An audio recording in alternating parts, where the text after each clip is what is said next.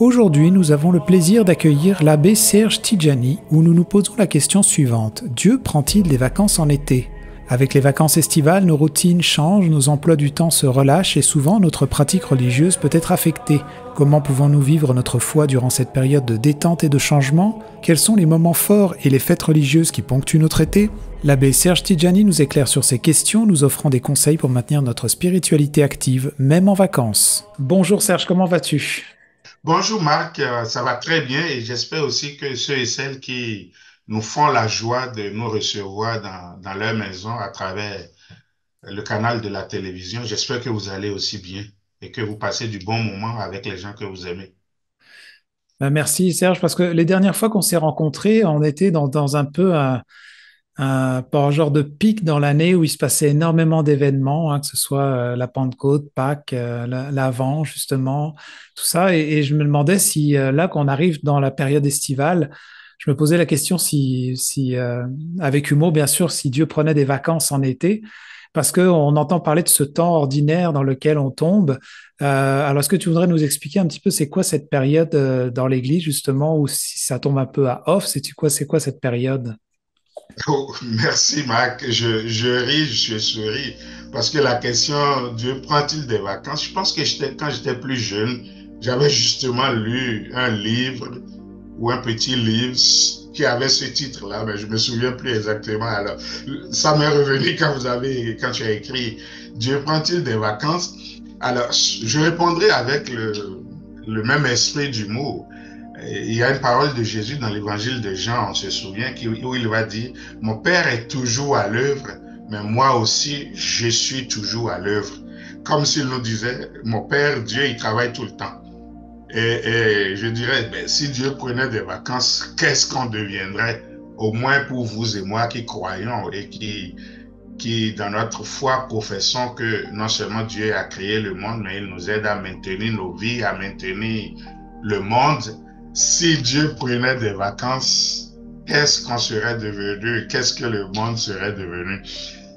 Mais quand je dis ça, je regarde en même temps au début de la Bible, on n'oubliera pas. On dit qu'après avoir fait le monde pendant 6 jours, Dieu se reposa le Le septième dimanche, jour. ouais. Hmm. Bon, est-ce que on sait ce que le texte veut dire, on sait qu'il ne faut pas prendre ça à la lettre, bien sûr. Alors quand je cumule tout ça, il dit, si Dieu prenait des vacances, il ne doit pas être très loin sur la liste de rappels. Ou tout simplement, oui, Dieu nous donne des vacances, mais je ne pense pas que nous avons un Dieu qui prend du repos et qui dit, je m'en vais en vacances comme vous et moi on fait. Et se dit, arrangez-vous avant mon retour parce que quand il reviendra, il ne verra pas grand-chose. Alors, Dieu ne prend pas de vacances, mais il vit au rythme de nos vacances. Il chemine avec nous, il vit notre humanité, il vit nos rythmes avec nous. Ça veut Et dire que quand justement, même ce quand temps, tu parles, justement que on tombe, j'entends qu'on tombe dans une période de temps ordinaire. Alors moi je me dis, est-ce que ça veut dire que c'est quand même un temps plus calme? oui, on peut dire un temps plus calme. Et d'ailleurs, vous avez vu, je dirais depuis février, ça a été le mercredi des cendres. On se rappelle qu'il était à Saint-Valentin. C'est le carême, c'est la semaine sainte, c'est Pâques, c'est les 7 dimanches qui suivent Pâques, c'est l'Ascension, Pentecôte, Trinité, Saint-Sacrement. On peut dire que depuis février, là, on n'a pas arrêté de célébrer quelque chose. Ce qu'on pourrait appeler le festival des célébrations. On tombe en période de festival en été, on peut bien dire ça. Alors, après ce festival que nous avons connu depuis février et qui a rythmé nos vies de foi, nos pratiques religieuses, on arrive comme à un moment calme où il n'y a pas de grandes célébrations, de grandes solennités ou un temps qui marque sur des semaines. Il n'y en a pas jusqu'à ce qu'on arrive à début décembre qui va être l'annonce de Noël avec le temps de l'Avent. Alors ce temps, nous l'appelons le temps ordinaire dans la liturgie catholique. Autrefois, avant Vatican II, donc avant les nouvelles réformes, c'était ce que nos aînés appelaient les dimanches après Pentecôte. Parce que le temps ordinaire que nous avons aujourd'hui, c'est désormais, après Pentecôte, on entre dans le temps ordinaire. Mais ce temps-là, c'est pour nous dire, on vit un rythme plus calme.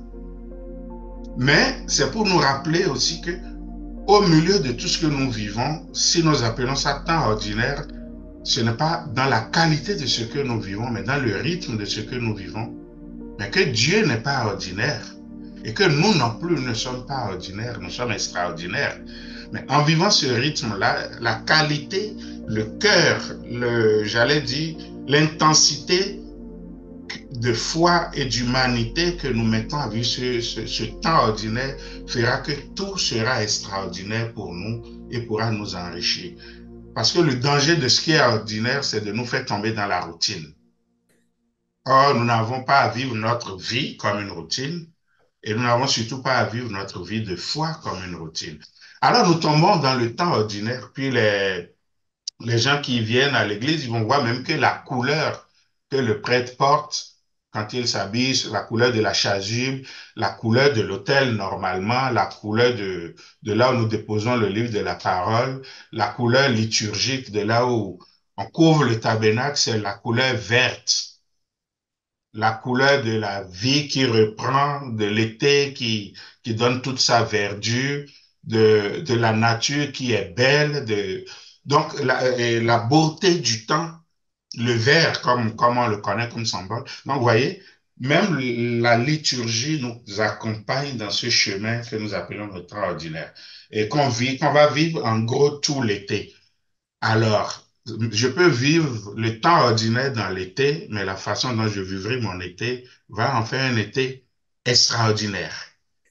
Oui, parce que je me rappelle aussi qu'il est quand même assez marqué par certains moments de célébration, parce que déjà, juste au mois de juin, dans quelques jours, on va célébrer la Saint-Jean. Bon, on le voit comme la fête nationale, mais il y a quand même son origine de Saint-Jean qui est pas ordinaire dans le fond. Oui, la fête de Saint-Jean, le 24 juin, il faudrait que nous, spécialement les Français du Canada, et plus spécifiquement les Québécois que nous autres nous sommes, il faudrait qu'on regarde cette fête-là aussi bien dans son aspect religieux que aussi dans son aspect historique pour nous. Bien sûr, Saint Jean-Baptiste, on connaît son histoire, c'est le cousin de Jésus, j'allais dire comme ça, c'est le garçon d'Élisabeth. C'est dès sa conception que Jésus et lui, chacun dans le sein de sa mère, vont se rencontrer. Et l'Église, c'est lui qui va montrer Jésus pour dire, le voilà, l'agneau de Dieu. Et c'est quand Jean-Baptiste finit son ministère que Jésus commence le sien. Alors Jean-Baptiste, c'est le précurseur. C'est en même temps la frontière entre l'Ancien Testament et le Nouveau Testament. On dit souvent c'est Jean-Baptiste qui fait la transition entre le passé et le présent que Jésus devenait en arrivant. Et puis Jean-Baptiste a vécu tout un témoignage. Mais là où Jean-Baptiste nous interpelle, nous déjà dans le rythme, Jean-Baptiste se célèbre le 24 juin. Et je fais toujours remarquer aux gens, quand je suis à des célébrations, je dis, quand est-ce que nous avons fêté Noël? Ils disent, il y a 6 mois exactement. Je dis, quand est-ce que nous allons fêter Noël? Ils disent, dans 6 mois exactement, parce que c'est 24 juin. Et je leur dis, Saint Jean-Baptiste, là, c'est Noël en été. Parce que justement, le 20-21, selon les saisons, on tombe en été et tout de suite, Saint Jean-Baptiste vient. Alors, Saint Jean-Baptiste, c'est important pour nous. C'est comme si, en commençant l'été, on fête Noël, mais avec celui qui va annoncer Jésus. Et puis, ça respecte aussi un calendrier, là. Quand on lit les Écritures, on dit que quand l'ange est allé voir Marie, il lui a dit, ta cousine Élisabeth est enceinte, elle aussi, et elle en est à son 6e mois. Donc, Jean-Baptiste est né 6 mois avant Jésus. Alors, la solennité de Saint Jean-Baptiste, c'est une fête très importante. Et pour nous, en Amérique du Nord en général, et même plus précisément au Québec, cette fête a un élément particulier. On ne fera pas toute l'histoire de nos célébrations ici, mais j'avais déjà fait les recherches et de mémoire, je dis que la première messe qui a été célébrée au Canada français, ne serait-ce, ou plus précisément à Montréal, à Rivière-des-Prairies, Saut-Récollet, comme on l'appelait. Et j'ai été visiter ça il y a pas longtemps, quand je vivais à Montréal. Ça a été un 24 juin 1615. Donc, c'est la fête de la Saint-Jean-Baptiste qui a marqué la première célébration ici, au Canada. Hmm. Et de là maintenant, alors on voit que c'est de là que toute l'histoire va partir avec Duvernay et tous les autres plus tard de marquer, le Québec était très catholique, on ne l'oubliera pas, de marquer la fête de Saint-Jean-Baptiste comme un élément très nationaliste ici, un élément qui devient aussi culturel et surtout politique. Aujourd'hui, les gens vont dire bonne fête nationale, et ils ne vont pas dire bonne Saint-Jean-Baptiste, mais c'est de là qu'on est parti. Alors, vous voyez comment notre héritage nous rejoint aussi au cœur de cet été qui donc n'est plus ordinaire, voyez-vous. Hmm. Célébrer Noël en plein été, célébrer d'où nous sommes partis, célébrer Saint-Jean-Baptiste, voilà. Voilà un peu déjà ce que juin va être dès qu'on entre en été. Et peut-être pour terminer, je ne sais pas si tu voudrais faire un survol. Je sais qu'on a commencé là par la Saint-Jean-Baptiste, mais il y a d'autres fêtes qui vont venir dans cette période estivale. Je pense à la célébration de Sainte-Marie-Madeleine ou juste, par exemple, le 15 août, qui est l'élévation de la Vierge Marie au ciel. Est-ce que tu voudrais nous survoler un peu les différentes dates importantes, lesquelles on va traverser? Oui, avec plaisir, Marc. D'abord, Marie-Madeleine, j'aime bien cette fête qui est au 22 juillet. Et Marie-Madeleine que le pape François a élevé au rang des apôtres. On n'a pas besoin, dès qu'on parle de Jésus, de présenter encore Marie-Madeleine. Il y a ce que les Écritures disent, il y a ce que l'imagerie, les films et les inventions disent. Mais ce que je retiendrai de Marie-Madeleine, c'est que c'est la femme qui est allée annoncer aux apôtres que Jésus est ressuscité. Et donc, cette fête-là est importante pour nous. Et puis, une autre fête, c'est la transfiguration. Le 6 août, qui est 40 jours avant la Sainte Croix. Le 14 septembre, qui sont deux fêtes à relier. Le 6 août, quand les disciples étaient sous le choc que Jésus va mourir, il les emmène et se transfigure devant eux pour leur dire, je vais entrer dans la gloire. Et 40 jours plus tard, 14 septembre, on célèbre la Sainte Croix pour dire, c'est voilà le signe par lequel le Christ nous a sauvés. Il faut toujours lier ces deux fêtes-là.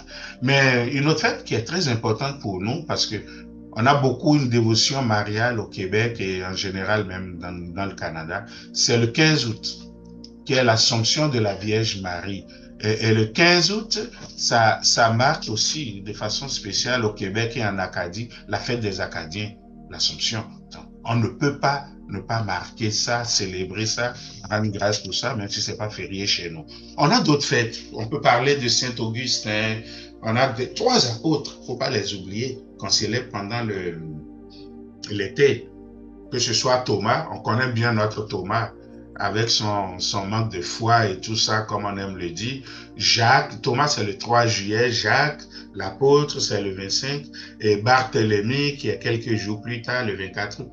Donc voilà, on a un été quand même qui est riche et vivant. Et en passant chaque moment, on s'enrichit. Hmm. Voilà. Pareil, est-ce que tu voudrais peut-être nous donner, pour terminer, quelques conseils pour maintenir notre spiritualité active, même dans les temps des vacances, ou tout simplement un mot pour dire comment traverser cette période-là, où je sens qu'une bonne partie des gens peuvent tomber en mode moins de travail des fois, il y a plus de festivités, plus de festivals, c'est un temps où on aime bien être dehors, on veut en profiter aussi, on voyage pour certains, on change d'endroit. Comment toi est-ce que tu vois ça? Mais comment je le vois, moi aussi, je vais être chanceux, je peux le dire, je vais prendre des vacances où je vais retourner dans mon pays d'origine, donc merveilleux. Je ne le fais pas chaque année, donc moi aussi, je vais vivre un été pas comme les autres. Mais ce que je dirais tout simplement, c'est de vivre pleinement chaque temps, avec beaucoup de joie et avec beaucoup d'amour, sans se déconnecter de nos amis, de nos frères, de nos sœurs, et surtout sans se déconnecter de Dieu. Et en ce moment, chaque moment que je vivrai au cœur de mon été devient un moment non pas ordinaire, routinier, mais un moment extraordinaire. C'est ce que je dirais aux gens. Profitez de votre vacances, profitez des temps où vous allez avoir des pauses, que ce soit des temps pour vous refaire le corps, l'esprit et refaire aussi nos relations. C'est ce que je proposerais en disant aux gens, passez un été extraordinaire. Revoyez tous nos reportages sur télégaspé.ca.